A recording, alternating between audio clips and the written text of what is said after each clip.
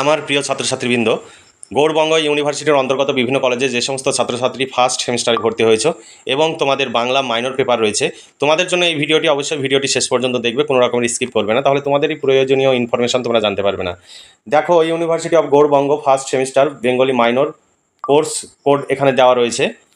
তারপরে তোমাদের সিলেবাসে রয়েছে বাংলা সাহিত্যের ইতিহাস ও সাহিত্য পাঠ, 10 মার্কের প্রশ্নের সাজেশন 2024-25।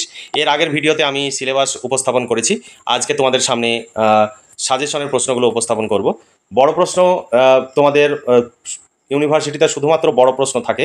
বড় প্রশ্ন একদম কমপ্লিট তোমরা পেয়ে যাবে তোমাদের সিলেবাস অনুযায়ী। 250 টাকা পেমেন্ট করতে হবে, একদম কমপ্লিট নোটস পেয়ে যাবে আমাদের যে সাজেশনের প্রশ্নগুলো উপস্থাপন করব। তবে এখানে শুধু সাজেশন নয়, পুরো সিলেবাসের উপরে প্রশ্ন রয়েছে।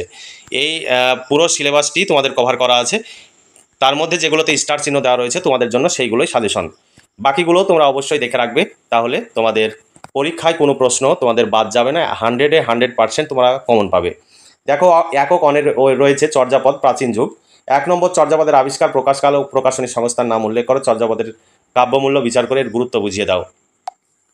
এখানে অনেকগুলো অথবা আছে, অথবাগুলো তুলে ধরছি না। তোমাদের গৌড়বঙ্গ ইউনিভার্সিটিতে 2021 সালে পড়েছে। চর্যাপদের পুঁথি কে কবে কোথা থেকে আবিষ্কার করেন? চর্যাপদের সাহিত্য মূল্য বিচার করো।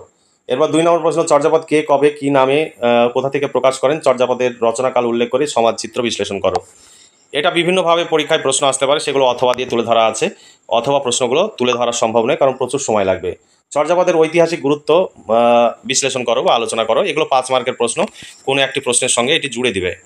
তারপর 6 নম্বর প্রশ্ন, দেখো, চর্যাপদ কার সম্পাদনে কোথা থেকে প্রকাশিত হয়? চর্যাপদের পদকর্তা কতজন? চর্যাপদের সাহিত্য মূল্য নিরূপণ করে বাংলা সাহিত্যের ইতিহাসের গুরুত্ব আলোচনা করো। 2020 সালে পড়েছে। তারপর শ্রীকৃষ্ণ কীর্তন কাব্য থেকে প্রশ্ন দেখো, শ্রীকৃষ্ণ কীর্তন কাব্য কে কবে কোথা থেকে আবিষ্কার করেন? বড়চণ্ডীদাসের শ্রীকৃষ্ণ কীর্তন কাব্যকে আখ্যান কাব্য বলার কারণ বুঝিয়ে দাও। এইভাবে প্রশ্ন আছে, এখানে অনেকগুলো অথবা দেওয়া রয়েছে, তবে যেটি দেখো, গৌড়বঙ্গ ইউনিভার্সিটিতে 2021 সালে পড়েছে প্রশ্নটি। দেখো, শ্রীকৃষ্ণ কীর্তন কাব্যটি কে কোথা থেকে আবিষ্কার করেন? এর মূল চরিত্রগুলির নাম লেখো। এই কাব্যের আধা চরিত্রটি সংক্ষেপে পরিচয় দাও। এরপরে দেখো, 5 নম্বর প্রশ্ন, শ্রীকৃষ্ণ কীর্তন কাব্যের আবিষ্কারক রচনাকাল লেখো। শ্রীকৃষ্ণ কীর্তন কাব্যের বিষয়বস্তু সংক্ষেপে আলোচনা করে এর অভিনবত্ব বিচার করো। এইভাবে একাধিক অথবা দেওয়া রয়েছে, দেখে নাও। তারপর প্রশ্ন, বাংলা সাহিত্যের ধারায় শ্রীকৃষ্ণ কীর্তন কাব্যের গুরুত্ব আলোচনা করো। এগুলো কাটা প্রশ্ন, অন্য একটি প্রশ্নের সঙ্গে যুক্ত অবস্থায় আসতে পারে। তারপরে দেখো, একক 2-এ মঙ্গল কাব্যের উদ্ভব বৈশিষ্ট্য, এই সিলেবাস থেকে প্রশ্ন। মঙ্গল কাব্যের কবি বিজয় গুপ্তের কবি প্রতিভা সম্পর্কে আলোচনা করো। 8 নম্বর, তারপর প্রশ্ন, মঙ্গল কাব্যের মনসামঙ্গল কাব্যের কবি বিজয় গুপ্ত নারায়ণ দেবের মধ্যে তুলনামূলক আলোচনা করো। 9 নম্বর প্রশ্ন, মঙ্গল কাব্যের রচনায় নারায়ণ দেবের কবি প্রতিভা বিচার করো। 10 নম্বর প্রশ্ন, চণ্ডীমঙ্গল কাব্য রচনায় মুকুন্দরাম চক্রবর্তীর আবির্ভাব পরিচয় উল্লেখ করে কবি প্রতিভার মৌলিকত্বের দিকগুলি বা কবি প্রতিভা বিচার করো। এখানে অথবা দেওয়া রয়েছে, অথবা প্রশ্নগুলো তুলে ধরছি না, সময় লেগে যাবে। তারপরে দেখো, 11 নম্বর প্রশ্ন, ধর্ম ঠাকুরের স্বরূপ নির্দেশ করে যে কোনো একজন ধর্মমঙ্গল কাব্যের শ্রেষ্ঠ কবির কৃতিত্ব বিচার করো। একজন বলেছে, দুজনও বলতে পারে। 2 জন হলে তোমরা ঘনরাম চক্রবর্তী ও রূপরাম চক্রবর্তী, এই 2 জন কবির প্রতিভা লিখবে। আলাদাভাবে উত্তরগুলো দেওয়া রয়েছে, তোমরা দুটো যদি একসঙ্গে আসে তাহলে একসঙ্গে যতটা সম্ভব সেইভাবে উত্তর লিখবে। 13 নম্বর প্রশ্ন, দেখো, ধর্মমঙ্গল কাব্যকে রাঢ়ের জাতীয় কাব্য বলার কারণ উল্লেখ করে এই ধারার একজন কবির প্রতিভা মূল্যায়ন করো। এইভাবে দেখো, এটা 2021 সালে গৌড়বঙ্গ ইউনিভার্সিটিতে এসেছে, এটা 2020 সালে এসেছে। তারপরে দেখো, 14 নম্বর প্রশ্ন, অন্নদামঙ্গল কাব্যের কবি রায়গুণাকর ভারতচন্দ্রের কাব্যের বিশিষ্টতা বা কবি কৃতিত্ব বিচার করো। এখানে আরও অথবা দেওয়া রয়েছে, আমি সব প্রশ্নগুলো তুলে ধরতে পারছি না। তারপরে দেখো, বাংলা কবি ভারতচন্দ্রের লেখা অন্নদামঙ্গল কাব্যের কটি খণ্ডে বিভক্ত? ভারতচন্দ্রের কবি প্রতিভা বিচার করে যুগ সন্ধির কবি বলা হয় কেন, তা আলোচনা করো। তারপরে দেখো, কৃত্তিবাস ওঝা থেকে প্রশ্ন, বাংলা রামায়ণের শ্রেষ্ঠ অনুবাদকের কাব্যের বিশিষ্টতা সম্পর্কে আলোচনা করো। 17 নম্বর প্রশ্ন, রামায়ণের অনুবাদক হিসাবে কৃত্তিবাসের নিজস্বতার পরিচয় দাও। প্রসঙ্গে তার রামায়ণের জনপ্রিয়তার কারণ সংক্ষেপে লেখো। এটি গৌড়বঙ্গ ইউনিভার্সিটিতে 2022 সালে পড়েছে।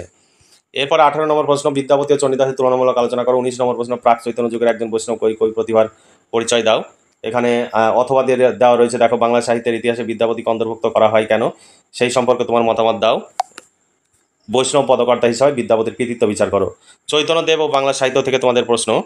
20 নম্বর প্রশ্ন, বাংলা সাহিত্যে প্রথম চৈতন্য জীবনী কাব্য কোনটি এবং কেন, এই বিষয়ে তোমার মতামত দাও। এখানে অথবা দেওয়া রয়েছে, অথবা প্রশ্নগুলো তোমরা PDF কপি সংগ্রহ করলে পেয়ে যাবে। তারপরে দেখো, মধ্যযুগের চৈতন্য জীবনী সাহিত্যের পরিচয় দাও। কোন কবি কাব্যটিকে তুমি শ্রেষ্ঠ মনে করো, যুক্তি সহ আলোচনা করো। এটিও গৌড়বঙ্গ ইউনিভার্সিটিতে 2022-21 সালে পড়েছে। এরপরে দেখো সপ্তদশ শতাব্দীর মুসলমান কবি ও কাব্য। সপ্তদশ শতাব্দীর মুসলমান কবিদের সম্পর্কে কেউ কেউ বলেন যে তারা মধ্যযুগীয় সাহিত্যের গতানুগতিকতা ভঙ্গ করে নতুনত্বের পরিচয় দেন। এই প্রসঙ্গে আরাকান রাজসভার কবিদের অবদান আলোচনা করো। 2021 সালে পড়েছে প্রশ্নটি। তারপরে দেখো বাংলা সাহিত্যের ইতিহাসে সৈয়দ আলাওলের কৃতিত্ব বিচার করো, অথবা আরাকান রাজসভায় যে কোনো একজন কবি প্রতিভা সম্পর্কে সংক্ষেপে আলোচনা করো।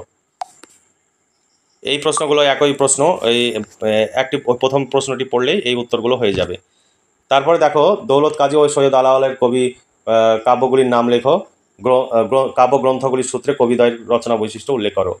তারপর 26 নম্বর প্রশ্ন, বাউল গানের ভিতরে যে সাধনার মূল তত্ত্ব নিহিত আছে তা সংক্ষেপে আলোচনা করো। একজন বাউল কবির কবি প্রতিভা সম্পর্কে আলোচনা করো। এই ছিল তোমাদের প্রাচীন মধ্যযুগের সাহিত্য। এবার আধুনিক বাংলা সাহিত্য, অনেক বড় সিলেবাস তোমাদের। বাংলা গদ্যের ইতিহাসে রাজা রামমোহন রায়ের অবদান আলোচনা করো। তারপরে 28 নম্বর প্রশ্ন, বাংলা উপন্যাসে বঙ্কিমচন্দ্র চট্টোপাধ্যায়ের অবদান আলোচনা করো। তারপর বাংলা নাটকে মধুসূদন দত্তের অবদান আলোচনা করো। যেগুলো স্টার দেওয়া রয়েছে সেগুলো ভীষণ ইম্পর্টেন্ট। বাংলা নাটকে দীনবন্ধু মিত্রের অবদান আলোচনা করো। বাংলা নাটকে দ্বিজেন্দ্রলাল রায়ের অবদান আলোচনা করো, অথবা বাংলা ঐতিহাসিক নাটকে দ্বিজেন্দ্রলাল রায়ের অবদান আলোচনা করো। বাংলা প্রবন্ধে বিকাশে বা গদ্যের বিকাশে বঙ্কিমচন্দ্র চট্টোপাধ্যায়ের অবদান আলোচনা করো। এই প্রশ্নগুলোর সমস্ত উত্তর তোমরা পিডিএফ কপিতে পেয়ে যাবে। তারপর বাংলা প্রবন্ধের ইতিহাসে রবীন্দ্রনাথ ঠাকুরের অবদান আলোচনা করো। এইগুলো কিন্তু আমাদের যে তৈরি করা নোটস এবং পয়েন্ট আকারে নোটসগুলো তৈরি করা আছে। তোমরা যদি এই নোটস সংগ্রহ করো অতি সহজেই কিন্তু এই নোটসগুলো মুখস্থ করতে পারবে এবং মনে রাখতে পারবে।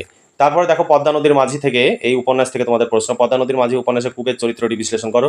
2 নম্বর প্রশ্ন, এই দুটোর মধ্যে একটি প্রশ্ন পরীক্ষায় আসার সম্ভাবনা প্রবল। পদ্মা নদীর মাঝি উপন্যাসে কপিলা চরিত্রটি বিশ্লেষণ করো। তারপরে পদ্মা নদীর মাঝি উপন্যাসে মালা চরিত্রটি বিশ্লেষণ করো। আঞ্চলিক উপন্যাস হিসাবে পদ্মা নদীর মাঝি সার্থক কিনা বিচার করো। 5 নম্বর প্রশ্ন, পদ্মা নদীর মাঝি উপন্যাসে হোসেন মিয়া চরিত্রটি বিশ্লেষণ করো। এই হোসেন মিয়া চরিত্র এবং কুবের ও কপিলা, এই 3টি চরিত্র ভীষণ ইম্পর্টেন্ট। এই 3টির মধ্যে একটি আসবেই পরীক্ষায়। তারপরে দেখো পদ্মা নদীর মাঝি উপন্যাসের গঠন কৌশল বা কাঠামো সম্পর্কে আলোচনা করে। এই ছিল তোমাদের সাজেশনের প্রশ্ন। এই প্রশ্নগুলো তোমরা পড়লে পরীক্ষা 100% কমন পাবে। এখানে দেখো সেই প্রশ্নগুলোর উত্তর পর সুন্দর করে পয়েন্ট আকারে লেখা রয়েছে। এইগুলো এইভাবে তোমরা যদি পরীক্ষার খাতায় লিখে আসতে পারো খুব ভালো মার্কস পাবে। আর এই বছর পরীক্ষার রেজাল্ট খুব খারাপ হয়েছে, তোমরা সেইভাবে পড়াশোনা করনি বা পরীক্ষার খাতায় ভালো করে লিখে আসতে পারোনি। আর আমাদের কাছে যারা গত বছর নোট সংগ্রহ করেছিল প্রত্যেকেই ভালো ফলাফল করেছে এবং প্রত্যেকের রেজাল্ট ভালো হয়েছে। তাই তোমরা দেরি না করে আজই নিচে দেওয়া হোয়াটসঅ্যাপ নম্বরে তোমরা যোগাযোগ করো, প্রয়োজনে ফোনে কথা বলে নাও। তারপরে তোমরা নোট সংগ্রহ করো। আমাদের কাছে নোট সংগ্রহ করলে তোমরা ভীষণভাবে উপকৃত হবে। আমাদের পুরোটাই কম্পিউটার টাইপ, এখানে হাতে লেখা বা বইয়ের ছবি তোলা নয়, একদম পুরো কম্পিউটার টাইপ। তোমাদের এর বাইরে কিচ্ছু পড়তে হবে না। আর কোনো প্রবলেম হলে অবশ্যই আমাদের জানাবে, আমরা সেই প্রবলেম চেষ্টা করব সলভ করে দেওয়ার। দেখো পুরোটাই সুন্দর করে পয়েন্ট আকারে উত্তর লেখা রয়েছে। তোমাদের সময়ের দিকে লক্ষ্য রেখে তোমরা এই নোটসগুলো পরীক্ষার খাতায় যতটা পারবে লিখবে, আর এইভাবেই লিখবে, যেভাবে লেখা রয়েছে এইভাবেই পরীক্ষার খাতায় লিখে আসবে, খুব ভালো মার্কস পাবে। তাহলে তোমরা দেরি না করে আজই নিচে দেওয়া হোয়াটসঅ্যাপ নম্বরে যোগাযোগ করো। 250 টাকা পেমেন্ট করতে হবে বাংলা মাইনর পেপারের জন্য। প্রতিটি পেপারের জন্যই 250 টাকা, একদম কমপ্লিট সিলেবাসের উপরে নোটস পেয়ে যাবে। তাহলে আজকে এই পর্যন্তই। ভালো থেকে সুস্থ থেকে খুব ভালোভাবে পড়াশোনা করে পরীক্ষার প্রস্তুতি নাও। এই শুভকামনা জানিয়ে আজকের ভিডিওটি এখানে সমাপ্তি ঘোষণা করছি।